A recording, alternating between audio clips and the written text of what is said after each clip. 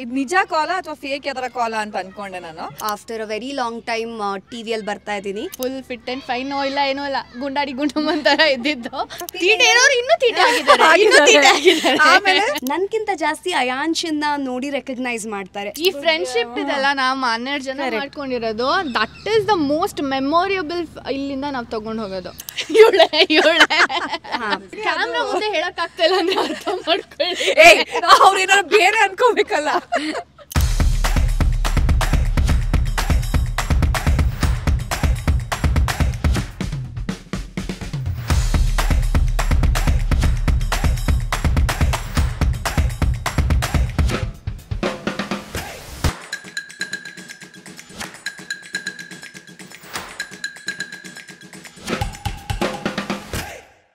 Hi radio city.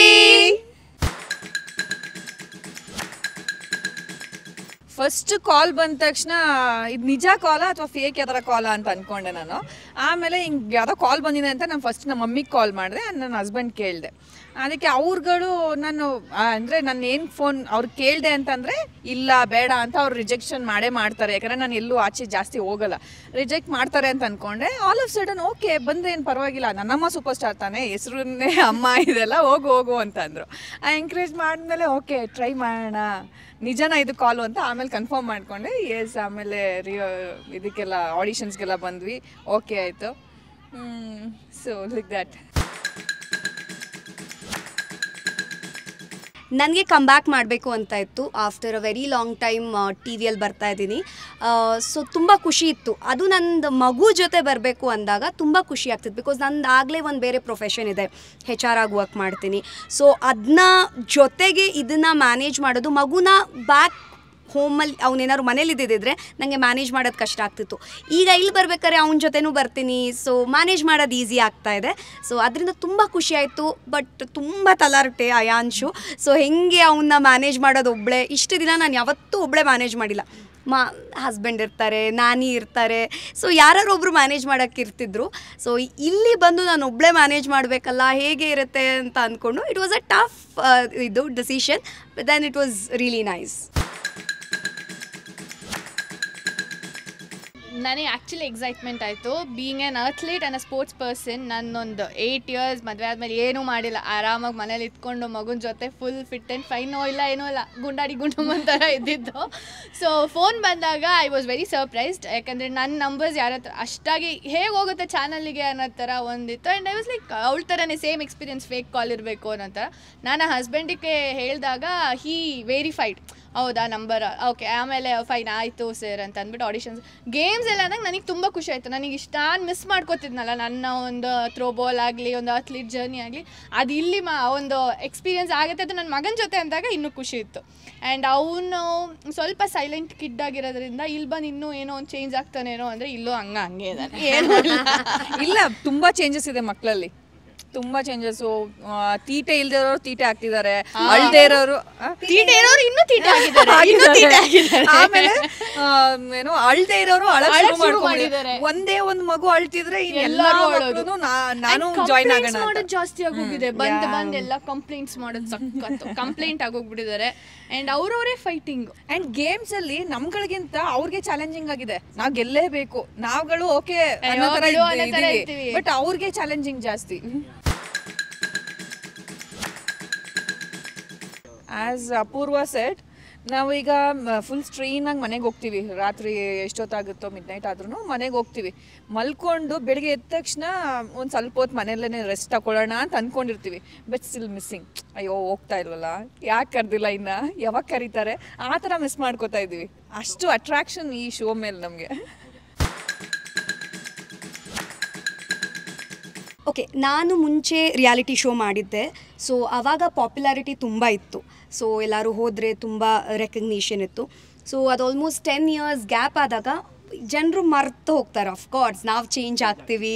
So people also ಮರ್ತು ಹೋಗ್ತಾರೆ, ಬೇರೆ ಬೇರೆ ಶೋಸ್ ಬರುತ್ತೆ. ಸೊ ಈಗ ಮತ್ತೆ ದಟ್ ಸ್ಟಾರ್ಟೆಡ್. ನನಗಿಂತ ಜಾಸ್ತಿ ಅಯಾಂಶನ್ನ ನೋಡಿ ರೆಕಗ್ನೈಸ್ ಮಾಡ್ತಾರೆ. So it's really nice. ತುಂಬ ಖುಷಿ ಆಗುತ್ತೆ. ಸಿಗ್ತಾ ಇರೋ ಪಾಸಿಟಿವ್ ರೆಸ್ಪಾನ್ಸ್ನ ಆ ಪಾಸಿಟಿವಿಟಿಯಲ್ಲೇ ಕಂಟಿನ್ಯೂ ಮಾಡೋಕ್ಕೆ ಇಷ್ಟಪಡ್ತೀವಿ. As Apoorva set that is very true. ನಾನಂತೂ ಯಾವತ್ತು ಈ ಥರ ಟೆಲಿವಿಷನ್ಸ್ ಮಾಡಿ ಚಿಕ್ಕ ಹುಡುಗಿಲಿ ಏನು 4 ಇಯರ್ಸಲ್ಲಿ ಈ TV ಕನ್ನಡದ ಚಿನ್ನರ ಚಿಲಿಪಿಲಿ ಅಂತ ಒಂದು ಅದೊಂದೇ ನಾನು ಪಾರ್ಟಿಸಿಪೇಟ್ ಮಾಡಿದ್ದು. ಅದಾದಮೇಲಂತೂ ಏನೂ ಇಲ್ಲ. ಆ್ಯಸ್ ಅ ಸ್ಟೇಜ್ ಶೋಸ್ ನಾನು ಮಾಡಿದ್ದೆ. But as you set television ಬೇಗ ಕನೆಕ್ಟ್ ಆಗುತ್ತೆ ಅಂತ ನನಗೆ ಎಕ್ಸ್ಪೀರಿಯನ್ಸ್ ಕೂಡ ಆಯಿತು. ನಾ ಎಲ್ಲೋ ಒಂದು ಹೊರಗಡೆ ಹಳ್ಳಿ ಕಡೆ ಹೋದಾಗ ಅವ್ರು ಆ್ಯಕ್ಚುಲಿ ತುಂಬ ಚಂದ ಮಾತಾಡಿಸಿದ್ದು. ಆ್ಯಂಡ್ ನಾನು ಇವಳು ಶಾಪಿಂಗ್ ಹೋದಾಗ ಸುದರ್ಶನ್ಸಲ್ಲಿ ನಮ್ಮನ್ನು ಬಂದು ಮಾತಾಡಿಸಿದ್ದು. ಆ್ಯಂಡ್ ಅವರು ನಿಮ್ಮ ನೋಡ್ತಾ ಇದ್ದೀವಿ, ನಿಮ್ಮ ಮಕ್ಕಳು ಇಷ್ಟ ಅದೆಲ್ಲ ಹೇಳಿದಾಗ ನಮಗೆ ತುಂಬ ಖುಷಿ ಆಗುತ್ತೆ. That is a positive note. ನಮಗೆ ಇನ್ನೂ ಚೆನ್ನಾಗಿ ಮಾಡಬೇಕು, ನಮ್ಗೆ ಇನ್ನೂ 200% ಕೊಡಬೇಕು ಅಂತ ಅನಿಸುತ್ತೆ. So that is like most like cloud 9 ಇರ್ತೀವಿ ನಾವು ಅವರೆಲ್ಲ ಆ ಥರ ಮಾತಾಡೋದು. Lot of memory. ಈ ಫ್ರೆಂಡ್ಶಿಪ್ ಇದೆಲ್ಲ ನಾವು 12 ಜನ ಮಾಡ್ಕೊಂಡಿರೋದು. That is the most memorable. ಇಲ್ಲಿಂದ ನಾವು ತೊಗೊಂಡು ಹೋಗೋದು ಆ 12 ಲೈಕ್ ತುಂಬ ಇಂಡಿವಿಜುವಲ್ಸ್. ಇವಳ್ದೊಂದು ಪ್ರೊಫೆಷನ್, ನಾವಿಬ್ರು ಮನೆಯಲ್ಲಿ, ನಮ್ಮ ಹಸ್ಬೆಂಡ್ಸ್ದೇ ಬೇರೆ ಪ್ರೊಫೆಷನ್ಸ್, ಆ್ಯಂಡ್ ಕೆಲವ್ರು ಇಂಡಸ್ಟ್ರಿಯಿಂದನೇ ಇದ್ದಾರೆ. ಅವು ಇಂಡಿವಿಜುವಲ್ಸ್ ಮಧ್ಯೆ ಲೈಕ್ ಬಿಗ್ ಬಾಸ್ ಹೆಂಗೆ ಹೋಗ್ತಾರಲ್ಲ, ನಾವು ಇಲ್ಲಿ ಒಂದು ಬಿಗ್ ಬಾಸ್ ಮನೆ ಆಗಿದೆ ನಮಗೆ. ಆ್ಯಂಡ್ ಆಲ್ಸೋ ನಾವು ಕಾಲೇಜಲ್ಲಿ ಇದ್ದಾಗ ಈಗ ಫೆಸ್ಟ್ ಟೈಮಲ್ಲೆಲ್ಲ ನಮಗೆ ಖುಷಿ ಇರ್ತಿತ್ತಲ್ಲ ಬರೋಕ್ಕೆ. ಓಕೆ ಆ ಟಾಸ್ಕ್, ಓಕೆ ಆ ಗೇಮ್ ಪಾರ್ಟಿಸಿಪೇಟ್ ಮಾಡಬೇಕು, ಡಾನ್ಸ್ ಅದೆಲ್ಲ. So it's like that every day fest feeling ಅನ್ಸುತ್ತೆ ನಮಗೆ. ಓಕೆ ಇದಕ್ಕೆ ಪ್ರಿಪೇರ್ ಆಗಬೇಕು, ಅದಕ್ಕೆ ಪ್ರಿಪೇರ್ ಆಗಬೇಕು. So it's nice. ಮಾನ್ಸ 3 of us ಅಲ್ವಾ ನೀವು ಕೇಳ್ತಾ ಇರೋದು? ಶಿಲ್ಪ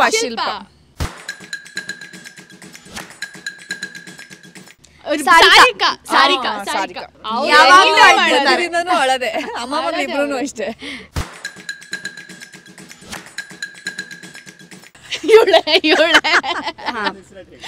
ಬಿಕಾಸ್ ಏನಂದ್ರೆ ಈಗ ಹೇಳ್ಬೇಕು,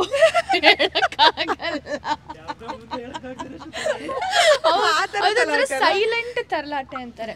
ಇನ್ನು ಶಿಲ್ಪ ಹೇಳಿದ್ವಲ್ಲ, ನಾವೇನಿದ್ರು ನಾನು ಶಿಲ್ಪ ಆನ್ ಫೇಸ್ ಹಂಗೆ ಅಲ್ಲಿಂದಾನೆ ಕೌಂಟರ್ ಕೊಡ್ತಾ ಇದ್ವಿ. ಇವ್ರು ಸೈಲೆಂಟ್ ಆಗಿ ಒಂದು ಕೌಂಟರ್ ಕೊಡ್ತಾಳೆ. ಆ ನಗು ತಡಿಯಕ್ಕಾಗಲ್ಲ ನಮಗೆ. ಅಂದ್ರೆ ಇವರೆಲ್ಲ ಜೋರಾಗಿ ಹೇಳಿ ಏನೋ ಇದ್ ಮಾಡ್ತಾರೆ. ನಾನು ಅಲ್ಲೇ ಕೂತ್ಕೊಂಡು ಏನೋ ಒಂದ್ ಸಿಂಪಲ್ ಆಗಿ ಹೇಳ್ತೀನಿ. ಸಿಂಪಲ್ ಆಗಿ ಹೇಳ್ತೀನಿ, ಕ್ಯಾಮ್ರಾ ಮುಂದೆ ಹೇಳಕ್ ಆಗ್ತಾ ಇಲ್ಲ ಅಂದ್ರೆ ಅರ್ಥ ಮಾಡ್ಕೊಳ್ಳಿ. ಅವ್ರೇನಾದ್ರು ಬೇರೆ ಅನ್ಕೋಬೇಕಲ್ಲ. Nothing like that. ಆ ತರ ಎಲ್ಲ ಏನು ಎಕ್ಸ್ಟೆಂಡ್ ಕರೆಕ್ಟ್ ಆಗಿ ಹೇಳೆ. ಇಲ್ಲ ಇವರು ಇದಾರೆ ಸ್ವಲ್ಪ, ಅವರು ಅಷ್ಟಿಲ್ಲ ಮೇಡಮ್. ಸರ್ ಇನ್ನೊಂದ್ ಏನ್ ಗೊತ್ತಾ, ನನ್ನ ಇವರು ಟಾಪ್ ಮೋಸ್ಟ್ ತರ್ಲೆ ಅನ್ಕೊಂಡ್ ಹೇಳ್ತಾ ಇದ್ದಾರೆ. ಬಟ್ ಇವರಲ್ಲಿ ಒಂದೊಂದು ತರ್ಲೆಗಳೇ, ಒಂದೊಂದನ್ನು ಹುಡಿಕೊಂಡ್ರು ಅದೆಲ್ಲ ಪಾಪ ಸಾರಿಕನ್ ಬಿಟ್ಬಿಡಿ ಊಫಿ. ಅವ್ರ ಪಾಪ ವೇಸ್ಟ್, ಸೌಂದರ್ಯನೂ ವೇಸ್ಟ್. ನಾವೆಲ್ಲರೂ why because we are enjoying the show and ಆ ತರ್ಲೆ ಮಾಡ್ಕೊಂಡೆ ನಾವು ಸಖತ್ ಎಂಜಾಯ್ ಮಾಡ್ತಾ ಇರೋದು. ಶೀಲಕ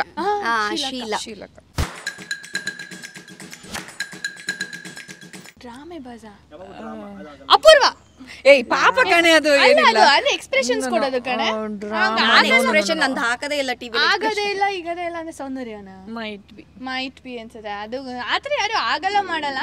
ಇದ್ರ ಫುಲ್ ಎಕ್ಸೈಟ್ಮೆಂಟ್ ಅಲ್ಲಿ ಎಕ್ಸ್ಪ್ರೆಷನ್ ಕೊಡೋದಂದ್ರೆ ಸೌಂದರ್ಯನೇ. ಅವಳನ್ನೇ ಫುಲ್ ಫೋಕಸ್ ಮಾಡಿ ತೋರಿಸ್ತಾರೆ. ಆನ್ ಟೈಮಿಗೆ ಶಿಲ್ಪ ಅವಳೇ ಬರೋದು ಫಸ್ಟ್. ಎಲ್ಲರೂ ಒಟ್ಟಿಗೆ ಇದ್ರೇನೆ ಟೈಮ್ ಪಾಸ್. ಒಬ್ರು ಇಲ್ಲ ಅಂದ್ರೂ ಬೇಜಾರು ನಮ್ಗೆ.